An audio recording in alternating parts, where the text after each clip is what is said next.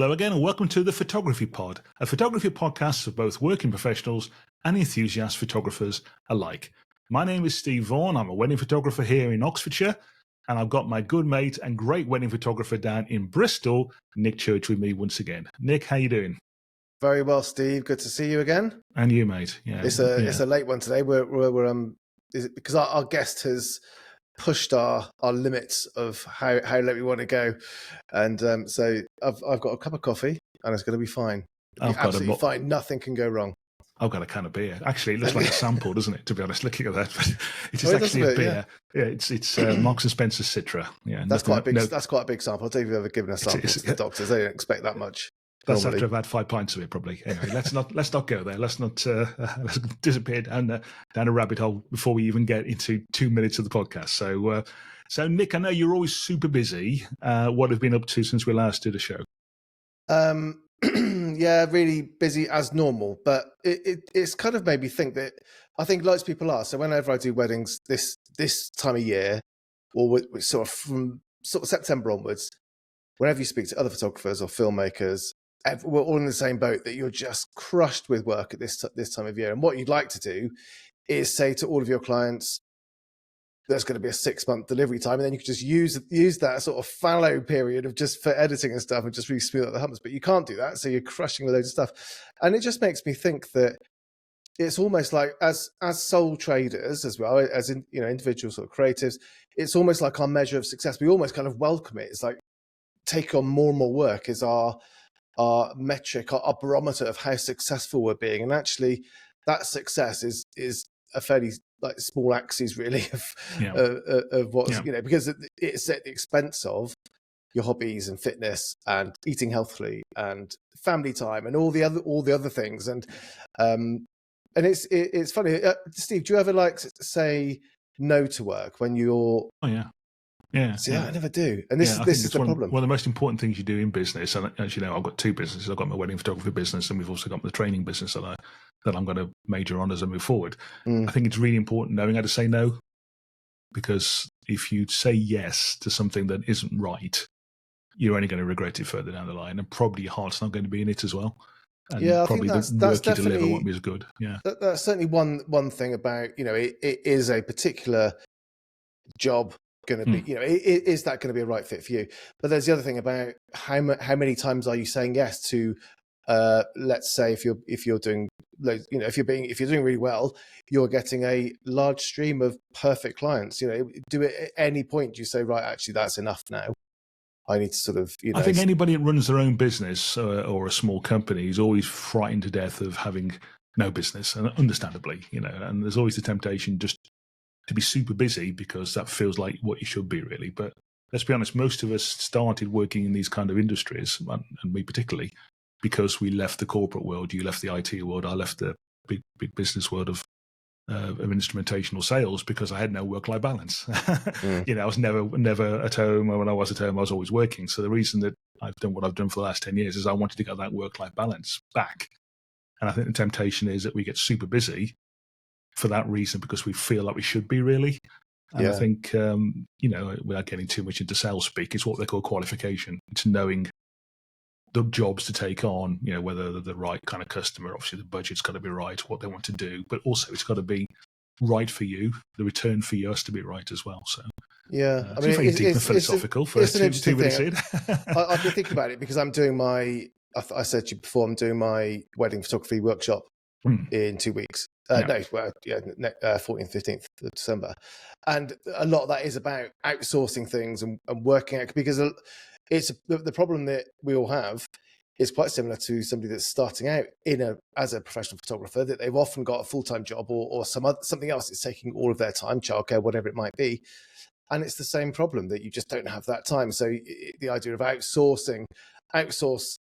do what you do best, outsource the rest, and that's the idea. And I do find things like after shoot and other things that kind of make us bring more things back into our, circle of things that we're in control of, is a bit of a bad thing in some ways. It's good because it's a lot faster than editing your own images. but it's not as quick and as reliable as an outsourced, but it's cheaper. Yeah, no, So absolutely. it's an interesting kind of angle. But anyway, that's where I'm at the moment. I've also, as I said, I'm doing a music project at the moment as well. So that's taking a chunk of time. So that is completely a selfish thing of my own. This is you writing your own fault. songs, playing guitar, singing. Yeah. So that's going really well, but that's my own fault. That's something that I've decided to do. So while we're talking about music, let me tell you what I got up to last weekend. So I went to Planet Rockstock.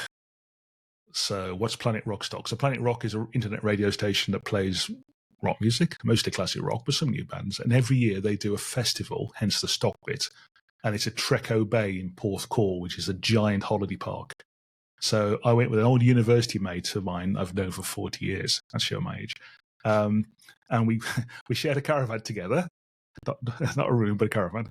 And we had the whole weekend from Thursday till Sunday night walking around a caravan park listening to bands, and it was bloody great. Oh, amazing. It was such fun. So the main stage is actually a proper stage.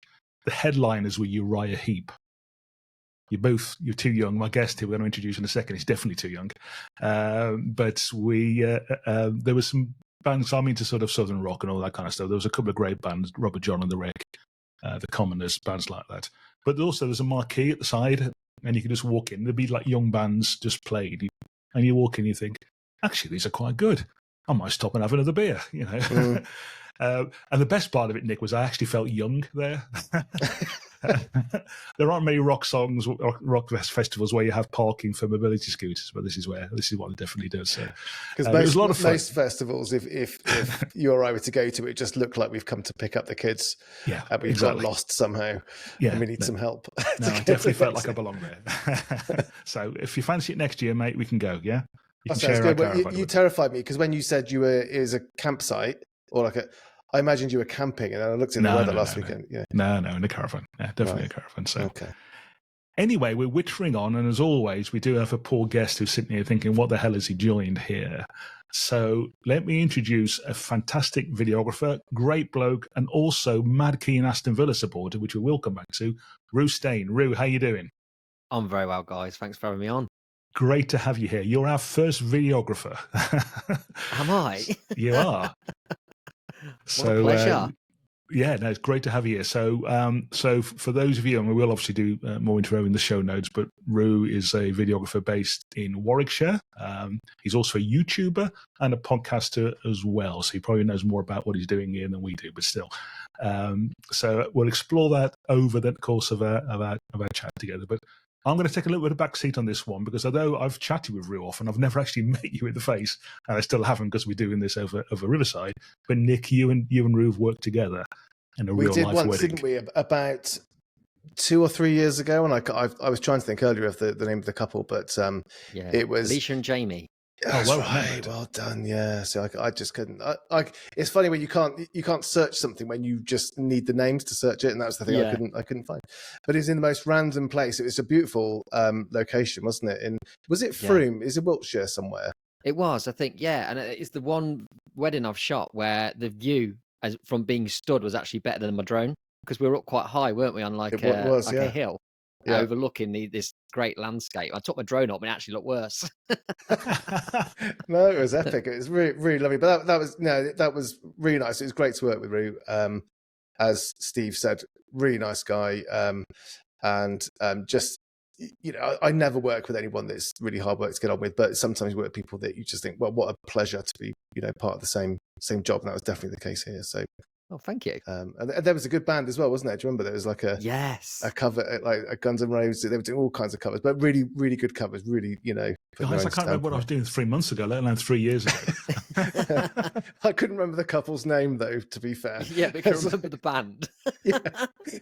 To be fair to you, it was in that whole post-COVID hustle, though, wasn't it? It was one of those weddings where it was just like a season of chaos. Yeah, and the actual venue was a marquee on top of this beautiful hill with a great view, but I seem to remember it was their family's land, and it was in the middle of nowhere, and we basically had a Google pin to get there. And I was about sort of 20 minutes after the ceremony. I was about 20 minutes late because I just could not find it. I think Roo was there. And I think, oh, bugger, he's got there early, but then he said he only got there about 3 minutes before me. So we were both in the same boat. So, Roo, do you want to give us a bit of a background of your journey into sort of how you've got to where you are now? Okay, yeah. So, I mean, I did start off as a wedding photographer originally, and but my background, my degree is in filmmaking. I did film production at university. So, even as a photographer, I always had my eye on videography to a certain extent. But when I first started out doing photography, there wasn't much in terms of videography out there, and the videographers I was working with all had such insane amounts of gear and equipment, and it really just felt like something I didn't really want to be involved in. It felt like too much faff. But I would find myself with every videographer I did work with kind of quizzing them, because I was just intrigued by it, the whole process. And I feel even my photography style was very filmic in a way, in terms of I used to deliver a slideshow to my couples as well as the full gallery, but I was always shooting with that slideshow in mind. Like, so I wanted like an establishing shot. I then wanted like wide shots, mid shots. So very, very kind of videography style in a way. So when it came to moving over to video, it's almost like I'd been practicing as a videographer, even with my photography to a certain extent. But there was one year in particular where I found that I had more videographers working with me in that one season than I had my entire 3 or 4 years up to that point.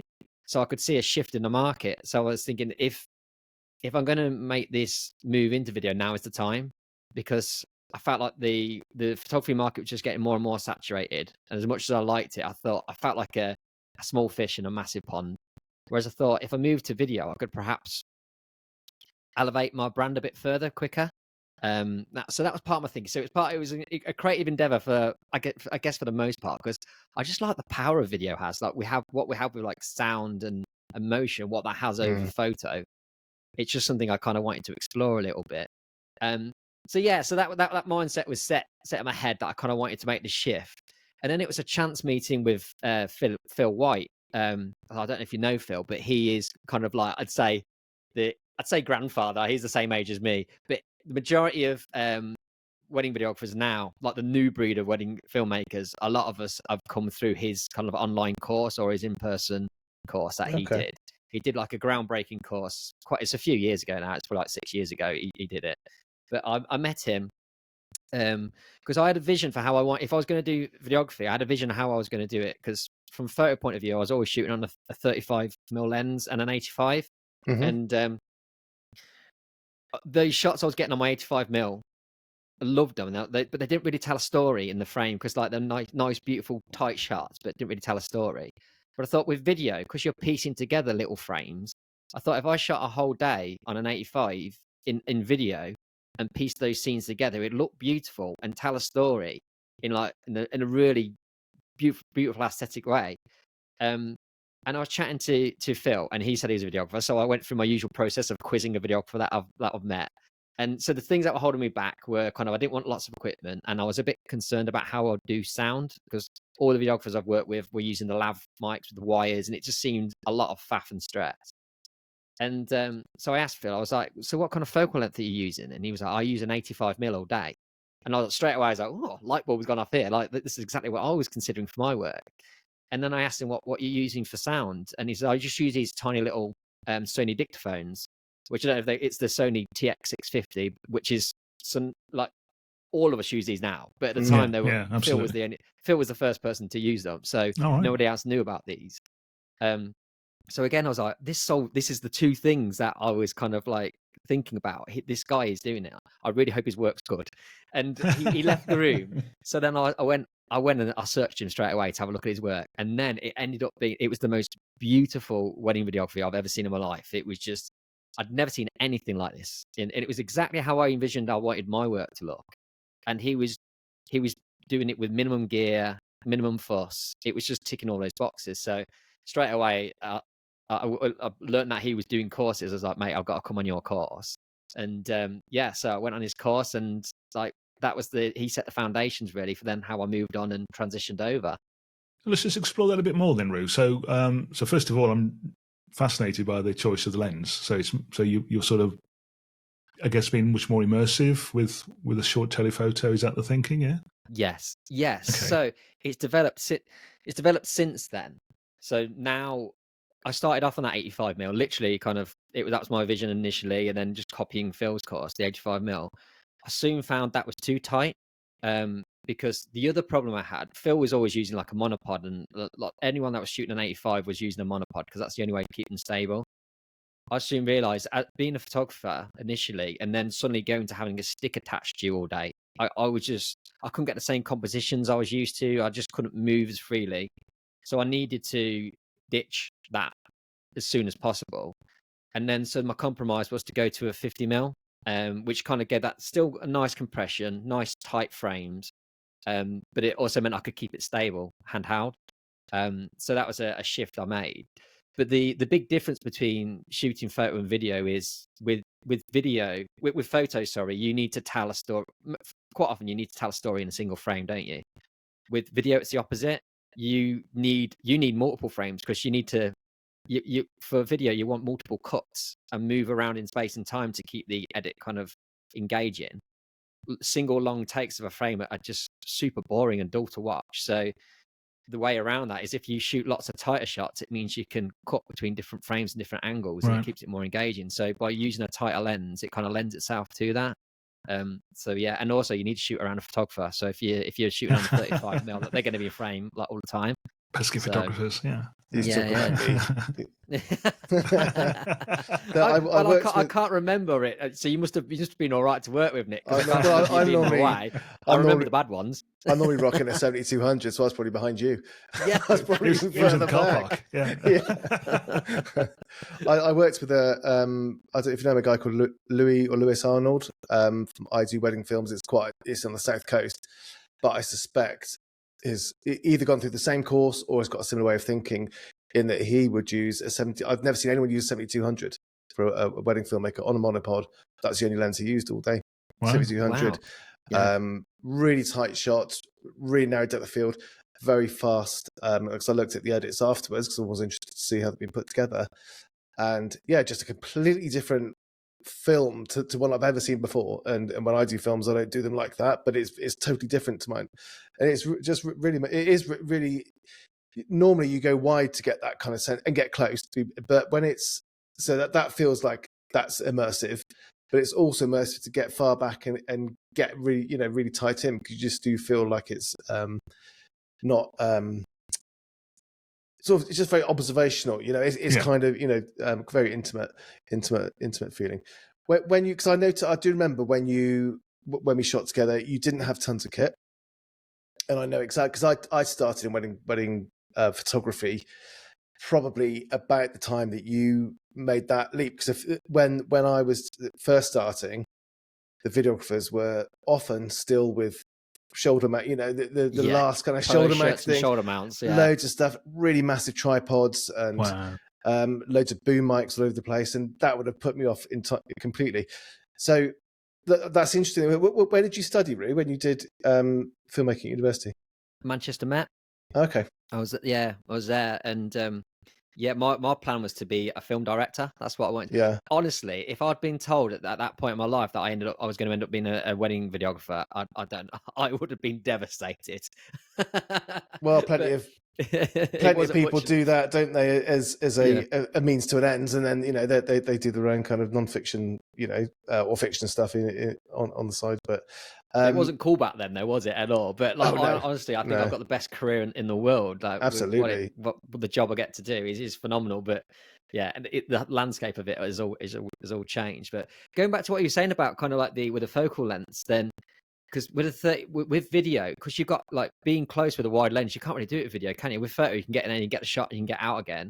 With video, you've got to be sit there for at least 6 seconds. And if you were a 35mm tight, because that's how I used to shoot photo, I soon found out that my style of photography would not work for video. So it's completely alien to me, because my preferred way of working is getting really in close. I'm often with 24 even, because I love to be close into the couple, but also get the the layers and the background as well. And I was listening to conversations where that clearly wouldn't work from your approach from a video. Creepy for videography, yeah. So is what you describing, and this is a word that gets used an awful lot, but I'm not sure everybody really knows what it means. Is what you're describing a cinematic approach? I don't know. I don't know if it's cinematic. It's a word that we all use, isn't it? Exactly. I guess. Yeah. Yeah. I guess you could break cinematic down in a way that it kind of shallow depth of field. It lends itself to cinematic, doesn't it? Well, iPhone, for example, their cinematic mode is literally just shallow depth of field, isn't it? It's fake shallow depth of field. So in that respect, yeah, I guess so. And I am kind of I like to, even though I'm handheld, I like my films to feel relatively still, rather than chaotic and moving around. So I guess that kind of, I guess people's definitions of cinematic can vary, can't I think they? it means But a variety of things, doesn't it? It's definitely, it seems to be shallow depth of field, a certain sort of grade, I would say. If it's very real colors, just completely out of the camera colors, I think you would struggle to call it cinematic.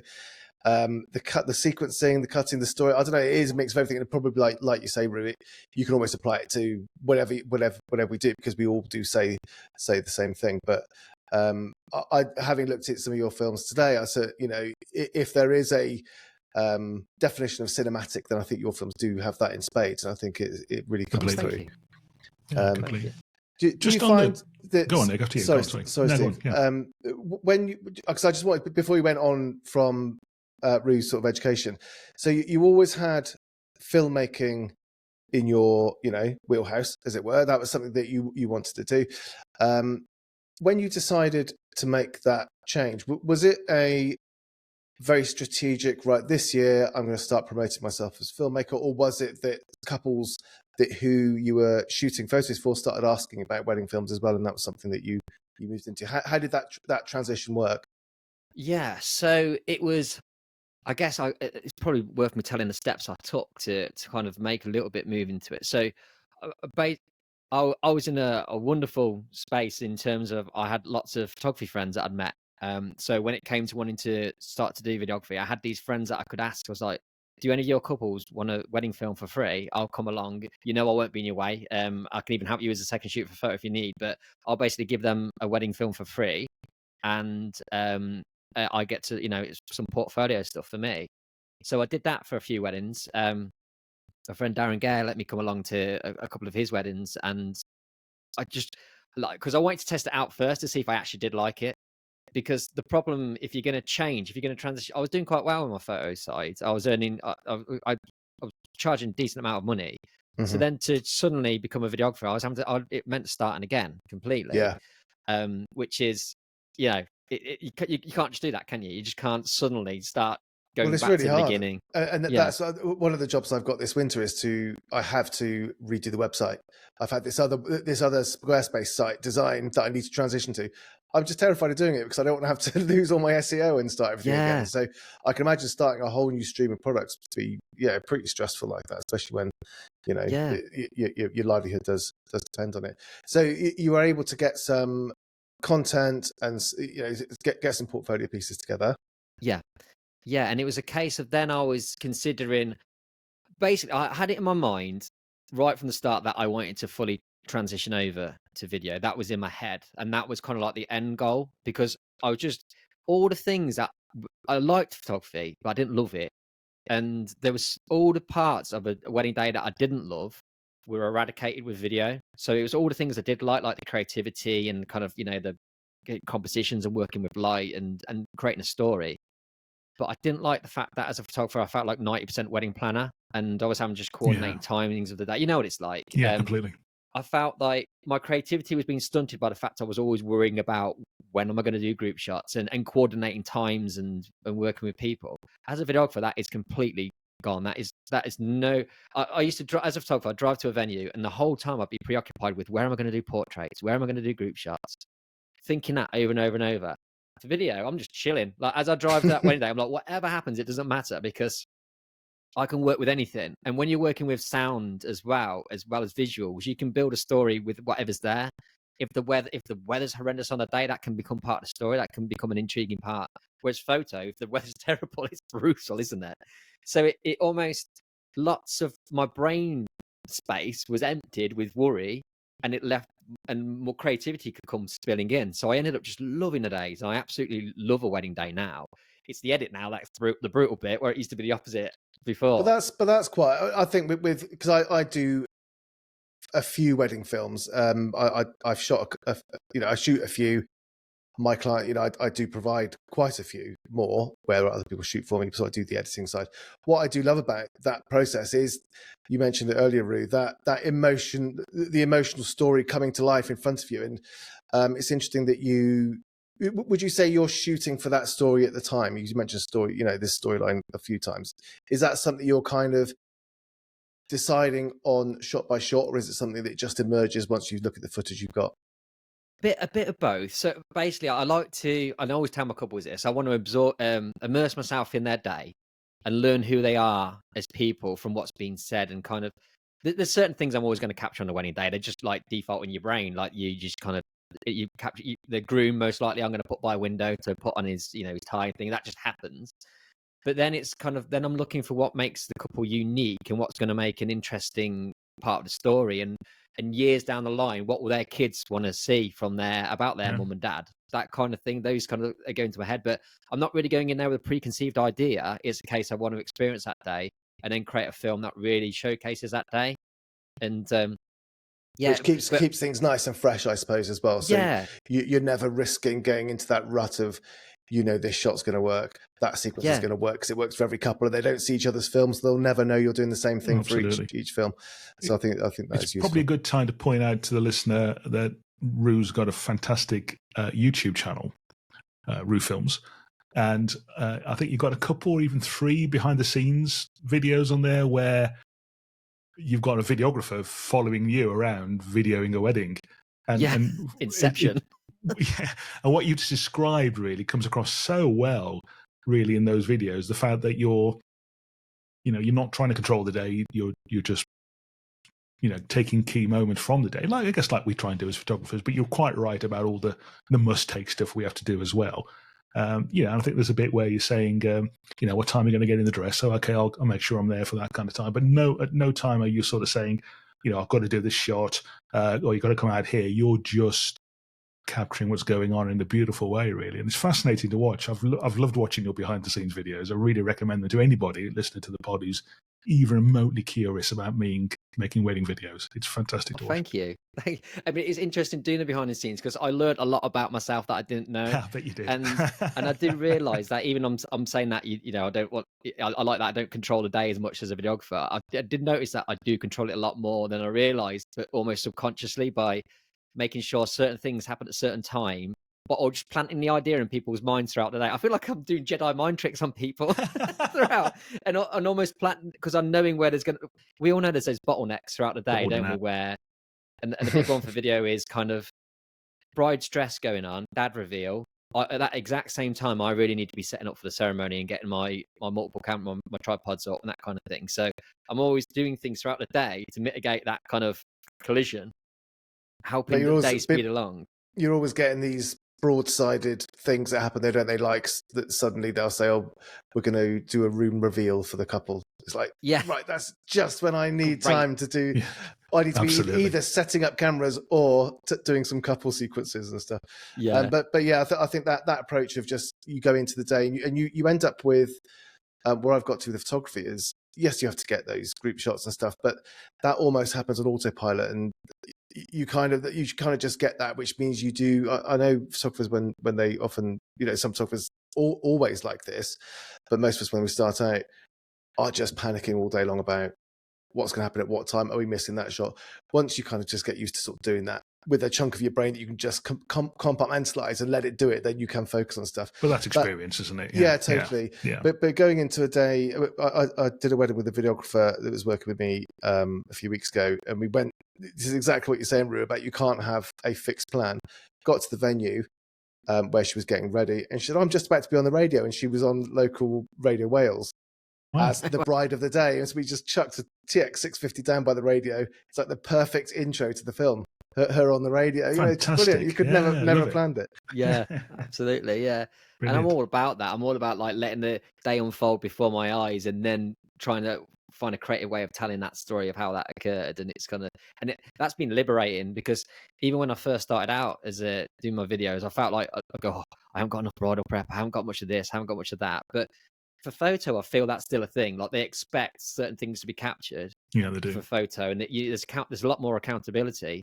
With video, you can miss entire chunks of that out and not show it, right. Because and I do sometimes, if it's not relevant to the story, doesn't help drive the story along or put the right emotions in place, and I'll just miss big chunks out. But with photo, you're like, no, you can't just delete random sections of the day just because they don't look pretty.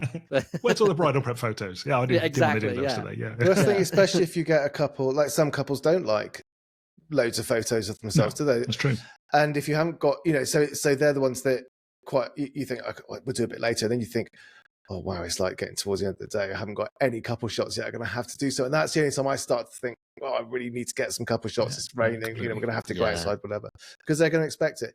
Although I have noticed that whenever there's any feedback about the set of photos I deliver, it's always, we love all the photos of us, there's really more of our friends. So that's the ones they want to see, really. They want a few kind of bangers of themselves, but it's their friends. And that's where video, I think, is just a really great way just to pick and choose little bits of moments through the day where you can showcase the guests.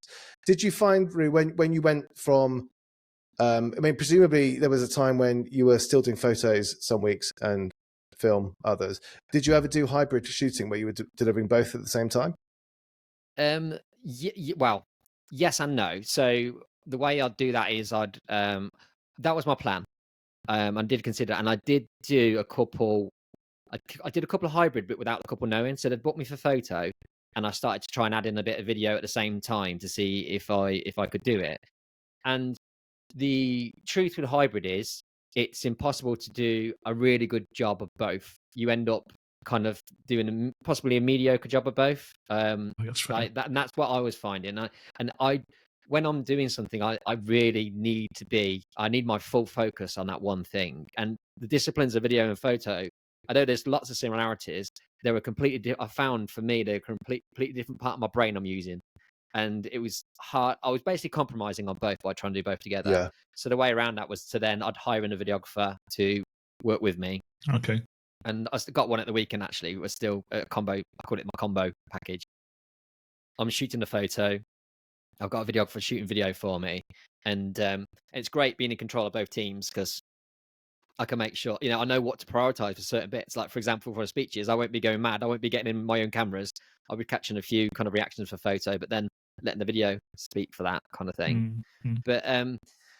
But even then with those combo packages, like, I've pretty much, my photography business is pretty much gone now. The jobs I am getting through are very few and far between, and I don't market it at all, because I knew that video was where my kind of heart was, I guess. It's really where I wanted to focus my energies.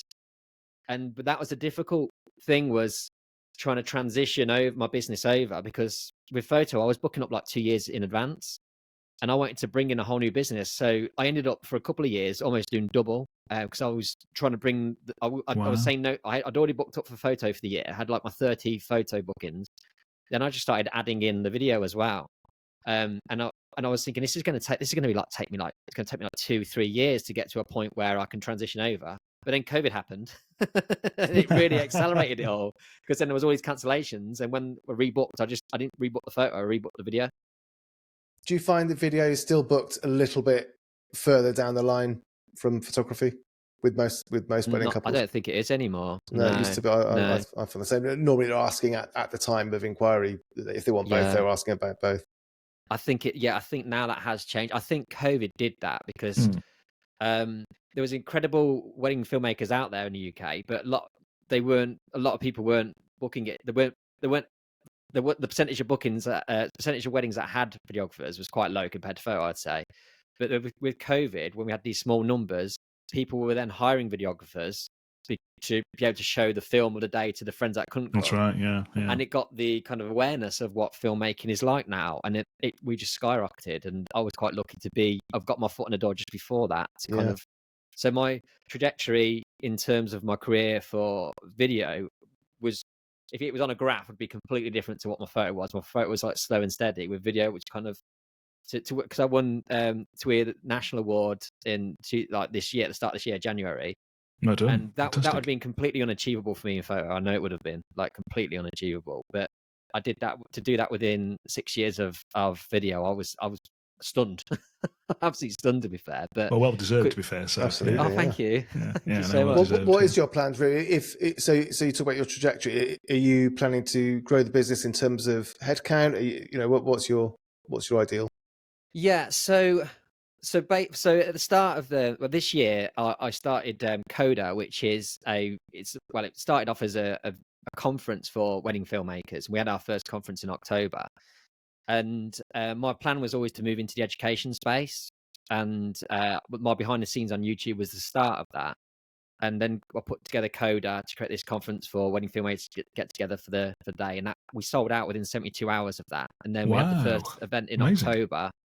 And that it went so well. It was really, really well received. And I put the tickets on sale for next year's one at the event, and we sold out within 43 minutes for next year. Oh, so that's a lot of my energy is going into Coda at the minute, and I've got some plans to kind of expand on that kind of educational supplement to my business, I guess.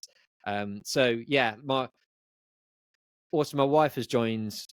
She joined a couple of years ago to Roo Films as editing, and she's taking her kind of responsibilities in terms of editing are increasing. So the plan is to she'll take on a bulk of the editing. I've trained her up, and then so I'll be then dancing between the education side and also the filming. I'll be doing all the filming still. Yeah. Then kind of the hard work is going to be my wife, Jade. There's a podcast with that now as well. I think you're doing a podcast on the. Yes, that's right. Yeah. So there's it's kind of bi-weekly podcast where I interview other wedding filmmakers and basically quiz them, because we're videographers. We're all quite nerdy and gear driven, and the podcast is very much very technical, and very kind of squeezing as much knowledge out of these incredible filmmakers as possible, really. Where we're a bit nerdy and geary on this as well, so let's just do a bit of that stuff. So you're a Sony shooter as well, I think, like Nick and I. Yeah, A7S3. I call it my Boris camera because I keep bringing up COVID, don't I? But obsessed with the town I'm from, the Nuneaton, they did this thing where if your business had been affected by COVID, where you couldn't work, but if you could come up with a plan to diversify, you could put a loan in to get put an application to get a grant for some gear. And I diversified into live streaming funerals, and I put a grant for some gear, and it included an A7S3. And good plan. So they paid for my A7S3, which I'm still rocking now. It's an incredible camera for video. I did a couple of those, but I just used that little Mimo thing. It was Mevo, whatever it was. It was like a GoPro. That's what I was using. Yeah. God, it was a stressful way of making 300 or 400 quid, because it was just cash flow at the time. But I soon sold all that stuff off. Yeah, I don't blame you. I think I'm right in saying, from watching one of your behind the scenes though. So I know what put a lot of photographers off video, particularly with Sony, is all the picture profiles and S-Log3 and all this stuff. But I think I'm right in saying you just shoot in a standard profile. Is that right? Have I got? I've changed that now. I do shoot in log now, but if you are moving over to video, ignore log. Don't even look at. So log, for people that don't know, it's our version of RAW. It's not quite as flexible as RAW, but you have a bit of recovery in it. But also, when you're shooting RAW, you have to shoot at certain ISOs to not introduce noise, and it can get a bit complicated. But I always say to people, when you're first starting out, don't worry about that. I've shot in the standard profile up until March this year. Wow. So I won that national award on work where I hadn't, used log at all. Amazing. But I think with video, you're a bit more patient and you're taking your time. You're not having to run around and snap in. You get time to get your exposure right and things like that. So shooting standard is absolutely fine. There's enough flexibility. It's got the same amount of flexibility as a JPEG, but if you're getting it right in camera, which most of us are these days with EVFs, right, with mirrorless cameras, so it's not a problem. Yeah, so amazing. Are you using what are you using to grade? Are you manually grading that, or using a LUT sort of plug-in system or Yeah. So what for the log or for the standard for log profile? For log, I'm using a so Gamut.io website. They've got a base LUT for Sony, which I just throw that gets thrown on all my clips, so that turns it to Rec 709. So basically, makes it look like, because when you look at log footage, it's just all grey and washed out. But put that base LUT on, and that makes it look like how it would have done in shot on a standard profile, and then I just put my LUT over the top of that as well. So I'm using just get the website for that again, so I can link into that. Gamma.io, was it? Gamut.io, I think it is. Sorry, Gamut.io, yeah. And they do a load of LUTs and conversion. Have you ever come across Film Convert, like film nitrate? Yeah, that's what I'm using as well. Yeah, I love it. So my LUT is film nitrate. Yeah. So I'm using that, but I'm not using it in a proper way, because basically, if I was using film nitrate the proper way, I'd just set because you choose what profile you're shooting on it, don't you? And then it's got a load of film emulations for the right camera. Yeah. So I put my base LUT on to turn it to Rec 709, and then I put Film Convert over the top, and I'm just using that as a main LUT over the top. I'm not even using it set to log. But I feel like it's a real trend in wedding filmmaking for like grey and washed out films. I wanted to bring a lot of my colour from my photos into my film. That's why mine are quite vibrant. So absolutely. So I'm doing like a double layer of grade where most filmmakers probably wouldn't. Which is. And what are you editing in? Are you what software? Final Cut Pro I use. Okay. Yeah, but if I was starting out now, I'd probably go with DaVinci Resolve because it's free and it's amazing. Yeah, that's what I use. Seems to be a pretty common. Yeah, I think a lot of people are saying the same thing, that just seems to be like the best of both worlds. I use a bit of both, but I think both Premiere and Final Cut have got their but Final Cut just looks fantastic and it's just really slick. Yeah. Premiere is more fully featured in the sort of colouring areas, but it just looks terrible. It looks like a sixth form was written. In terms it crashes all the time. And with wedding filmmaking isn't that complicated in the edit. It really isn't. It's for the most part straight cuts. And if it isn't straight cuts, it ends up looking cheesy and weird. And you just don't need to overcomplicate it. And if you're using a Mac, Final Cut or Mac, they're just intertwined, aren't they? So it's just a beautiful piece of software. Because all my uni days and everything, I was always Premiere. And then in one of my graphic design jobs, because I was a graphic design just before I moved into photography, they had Final Cut, which I used, and I was like, "Oh my god, this is beautiful!" So it feels like just a slight step up from iMovie Final Cut. Well, it is. It's so intuitive and beautiful, and it works so well. Yeah, no, absolutely so. And I think Nick's asked the question about what you see, happening in the future. But where would you want to be with your business, say, in 10 years' time? Where would you see the business going then? What would you be doing if we interviewed you in 10 years' time? It wouldn't be until I'd be retired, but what would you be doing? So I'd be 50, 51, nearly 52 by then. So because I love shooting the weddings, I absolutely love it. So I'd love to still be involved, but realistically, can I be? I don't know. So I'd like to still be involved in the industry, and I feel with Coda, it's creating a brilliant community for wedding filmmakers, because for photographers, there's lots of communities out there. There's like 9 Darts, you got Snap, you got Photography Farm. There's all these different things. For wedding filmmakers, there was nothing. So with Coda, that was like the first steps. And this year, even for next year, we're seeing a lot of other conferences that are popping up. So that wedding filmmaking community is growing, and I'd still like to be part of that. And so perhaps kind of in the education sphere, I am looking at expanding the business out further than myself. So having people shoot for me, and then having an editing hub, that is definitely something I'd look into. I've considered like a volume brand. So I work so my prices at the minute are kind of 3,000, 3.5, and which I feel is kind of like the middle market area. But there's a lot of work to be had kind of around the kind of 1,500 to 2,000, which I could have teams shooting for me in that, I imagine. And it's basically kind of I did some. I have one of my friend Daniel Yates. He's a wedding editor, and I've had him. Daniel, he's a fantastic videographer, and now he does quite a lot of editing. I've outsourced work to him, and that was so liberating, because the edit is like, that's the key thing for video. But with it, the way my edits are structured, I do like a longer film, which is like a 10 to 15 minute film. They get the speeches and the ceremony in full. And then I give them a shorter, like 3 to 5 minute film. I would say that 3 to 5 minute film is my masterpiece, because that's where I get to be creative. I don't have to. There's no accountability. I can put whatever I want in that, because because I'm delivering the longer film with pretty much everything in, it means I can be creative with a shorter film. But then outsourcing those longer films means like by the time I come to do my masterpiece, I'm not physically drained by the wedding from doing this longer film. So it almost I thought outsourcing I was losing control. By outsourcing, I actually felt like I gained more control and more love for the edit. So going through that process has really opened my mind to I should probably look at expanding the business beyond myself. So that's the kind of avenues I'm looking into. Like I'm at that point in my life where I'm a sole trader with no pension, and I'm 41. I'm thinking I need to start earning more money. Believe me, when you get to 61, mate, you're very focused on your pension. Believe me. Yeah. And one final question from me, Nick, and I'll shut up. What's your view on the rise of the content creator, and have you had to work with one? I've not worked with one, but I did interview Mal from MB Wedding Events on my podcast, and she has had a stratospheric rise as a content creator. They've risen because there's a need and there's a requirement for them. That's why it's not like this random thing like a chocolate fountain that's just a trend for a year.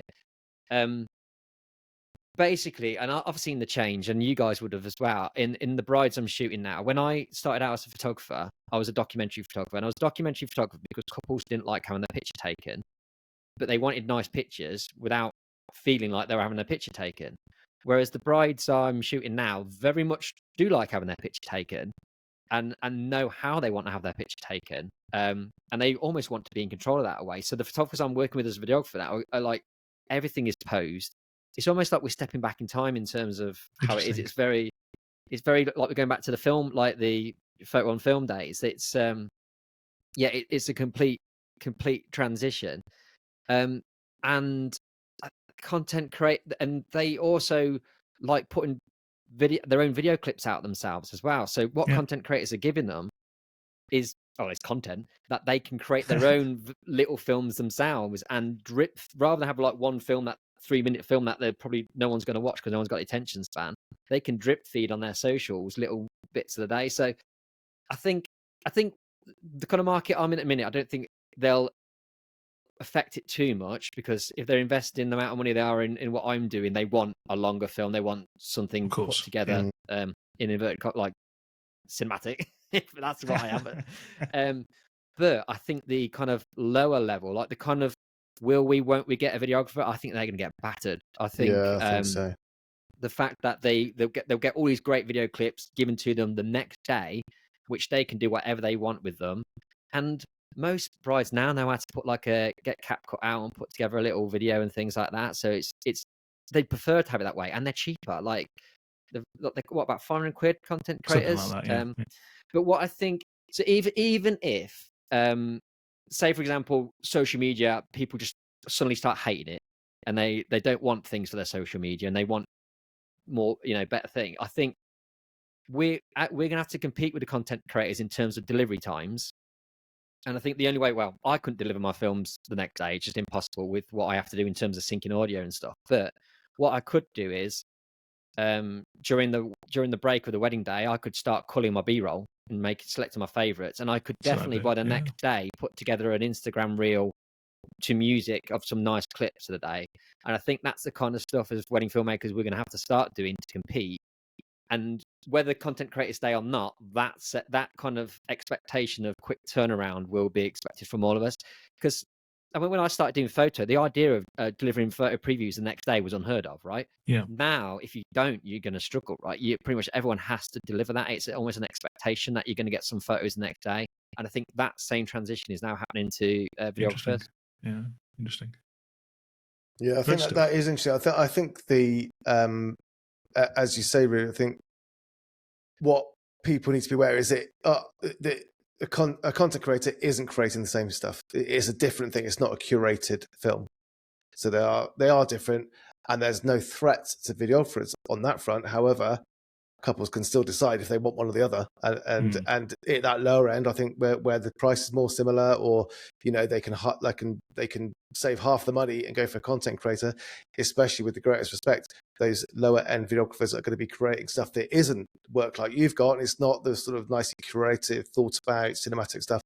It is more similar to just having some content on iPhone. So I think it's really interesting. That's very interesting about whether it will completely change change everything again, and whether people will start going. I don't know how we can turn around films quickly while still creating that curated nature without, because I did work with somebody who used to do that, and he would go for those same shots often, all the same shots, and then during the wedding meal they're sticking it together in Final Cut Pro. By the end of the meal, it's pretty much, apart from some few clips of dancing, pretty much done. Wow.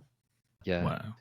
But to do that, you have to be very surgically formulaic, formulaic to get in the shots you want. There's no artistry in that at all, is there? No. It would I wouldn't be in this job if it was that kind of like approach. Well, you're a million miles away from that, Roo, with the work you do. Yeah. It's been great having you on. Now, we just do a little bit of stuff towards the end of the pod, so please hang around and chip in as you see fit. But it's been fascinating finding out more about the world of what you do and thank you, and the background to it. So thank you so much for coming on. But please hang around for the remainder of the show. So, Nick, you've been thinking a little bit on the technical side of things about low light photography, I think, today. Yeah, it was just it was an area that, because I through the sort of workshops that I do and sort of looking at Facebook groups, it is an area. There's two things that seem to come up frequently, but there's loads of things that come up frequently, like RAW versus JPEG and all the rest of it. What seems to confuse people is low light, shooting in low light, and focusing properly. Not in low light, but just focusing properly. So don't need to cover both of those. Certainly with focusing, and I see this with a lot of established photographers as well.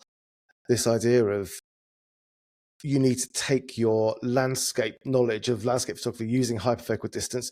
You can't get your charts out and start calculating things, but you still need to be, if you're shooting a group of people, you don't be focusing on the far person or the front one. You need to be going somewhere between the two, to spread that focal plane to balance it. And there's loads of techniques of doing that, and it's probably too late in the evening to go through. So is it people are just confused by what focus is, and because obviously you're training people who've got a variety of backgrounds of photography? Yeah, well, there's exactly. So the people that are, say, studio photographers are often unaware that if people are not stood in a direct plane of focus from the camera, they need to be thinking about not focusing on that closest person or the furthest person, unless they're going to stack it. They need to be sort of focusing sort of somewhere between the two to make sure both are equally and acceptably sharp.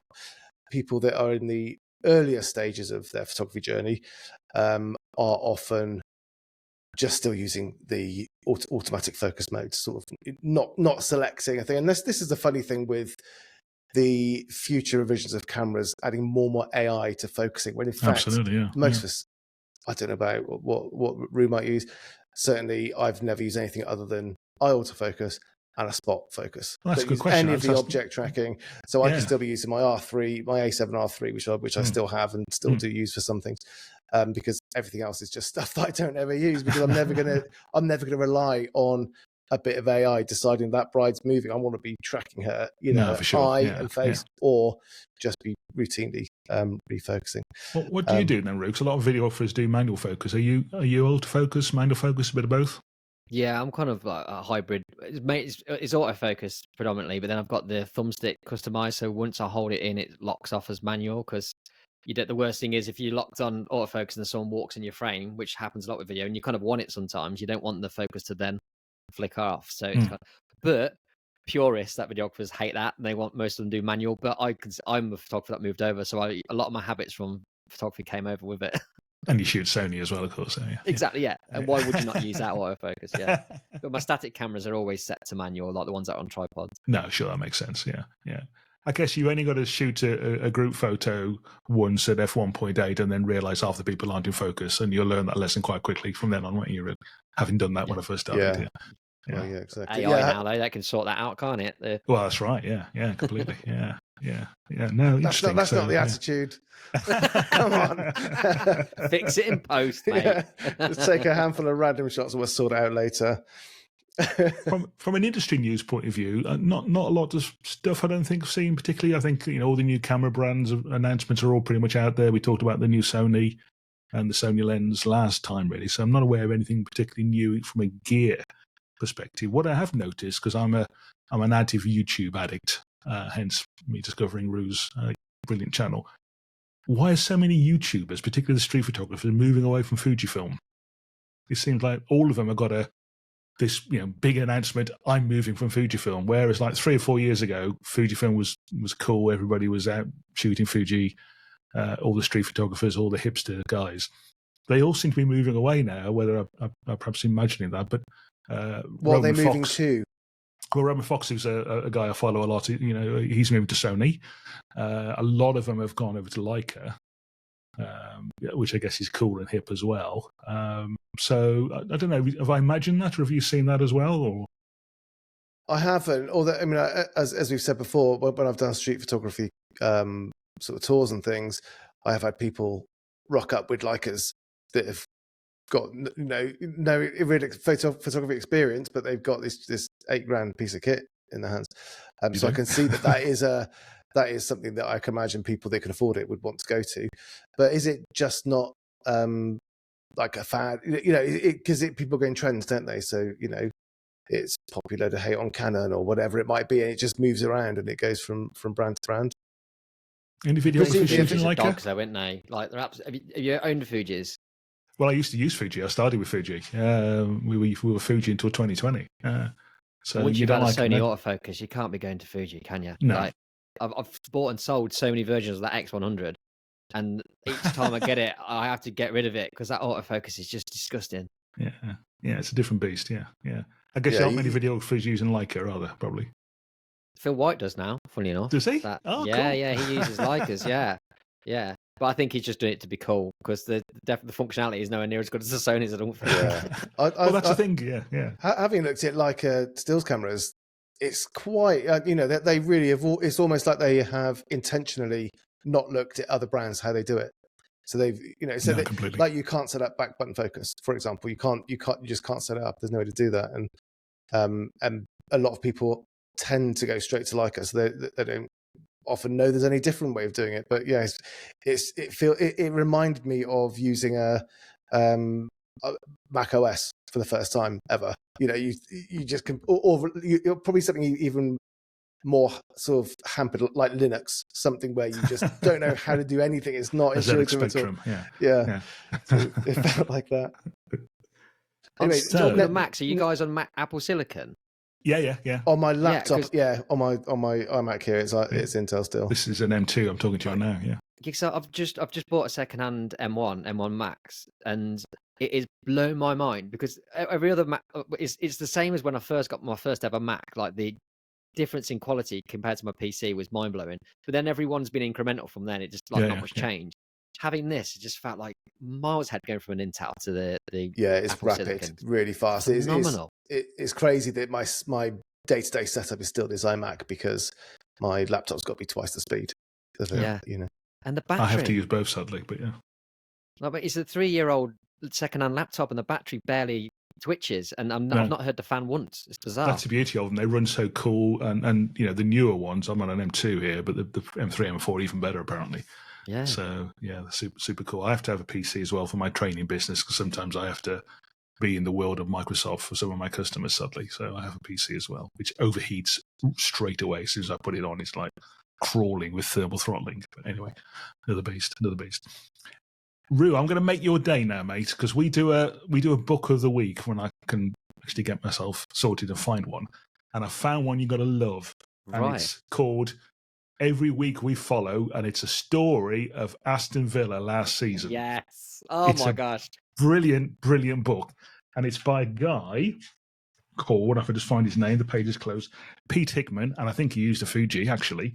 But it's not of the players and the action. It's behind the scenes. So it's basically match day, people, on the terraces, people selling burgers outside the ground, people at the airport going to Bosnia for the Mostar game. It's a cracking book.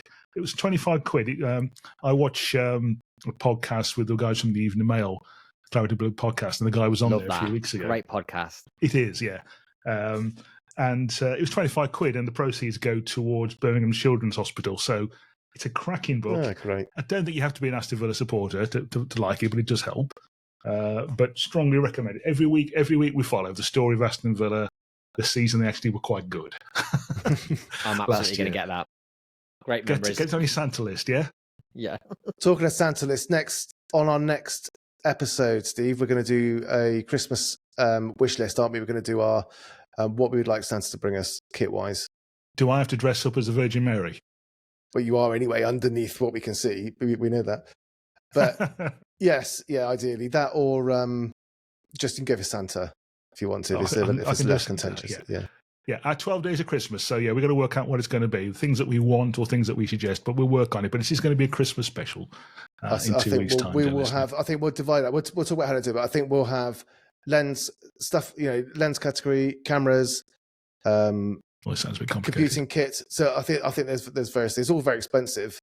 And I don't suppose we've got budget to buy these things, have we? No, unless any sponsors listening want to donate a few of those things, yeah, which is highly unlikely. So, Roo, again, thanks ever so much for being with us. Brilliant to have you on the show. Really looking forward to seeing what develops for you in the next few years. Really looking forward to seeing where Coda goes, because that sounds like a fantastic initiative. Yeah, really, really great to have you on again, mate. Appreciate you being here. Thank you so much. Thanks, guys.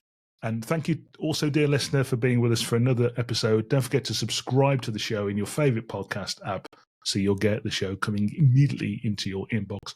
And also, do leave us a review on Apple or Spotify. It does help us in lots of mysterious ways. Nick and I will be back again in a couple of weeks' time. Until then, happy shooting out there. Goodbye.